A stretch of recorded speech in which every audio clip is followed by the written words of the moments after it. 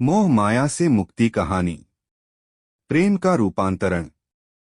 स्त्रियां स्वभाव से ही कोमल होती है, इसलिए जब उनके सौंदर्य और गुणों का वर्णन किया जाता है तो विद्वान कवि सर्वोत्तम कोमल वस्तुओं के अलंकार प्रस्तुत करते हैं। स्त्रियां साक्षात ममता और प्रेम का सागर होती है। इसी को दर्शाने वाली यह कहानी आपको जीवन के एक नए सत्य से परिचित कराएगी। प्राचीन समय की बात है। प्रमोदिनी नामक राजकुमारी सुंदर नगरी की महारानी बनी। जैसी नगरी वैसी रानी। सुंदरता में प्रमोदिनी का कोई सानी नहीं था।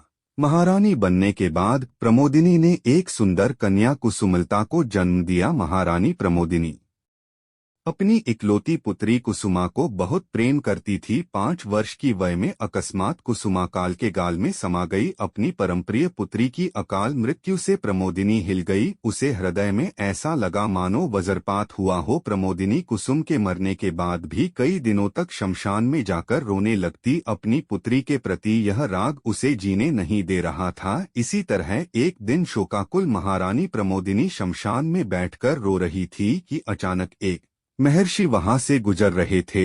जब उन्होंने यह दृष्टांत देखा तो अचंभे से आसपास के लोगों को पूछने लगे। जब उन्हें पूरी बात समझ आ गई तो वह प्रमोदिनी के पास जाकर बोले, बेटी जो जा चुके हैं उनके लिए शोक करने से क्या लाभ। इस शमशान में इससे पहले भी कई लोग खाक हो चुके हैं। यदि उनके घर वाले भी इसी तरह नित्य यहाँ आकर रुदन करना शुरू कर दे तो कल्पना करो क्या दशा होगी तुम्हारे राज्य की। तुमने भले ही अपनी परमप्रिय हो गवाया हो, किंतु उसने अपनी मंजिल को पा लिया है। यदि तुम भी अपनी आत्मा को गंवाना नहीं चाहती तो यह मोह त्याग दो और आत्मानुसंधान करो। तुम भी उस लोक को पालोगी जहां तुम्हारी परमप्रिय बेसब्री से तुम्हारा इंतजार कर रही है। महारानी प्रमोदिनी को महर्षि की बात समझ आ गई। उनसे इस ज्ञान को हृदय में धारण किया और क्षण भर में दुहक से विलग हो गई। प्रजापालन और आत्मानुसंधान को अपना लक्ष्य बना लिया। उसका प्रेम अब अपनी पुत्री में नहीं अपितु अपनी प्रजा में चला गया। यही है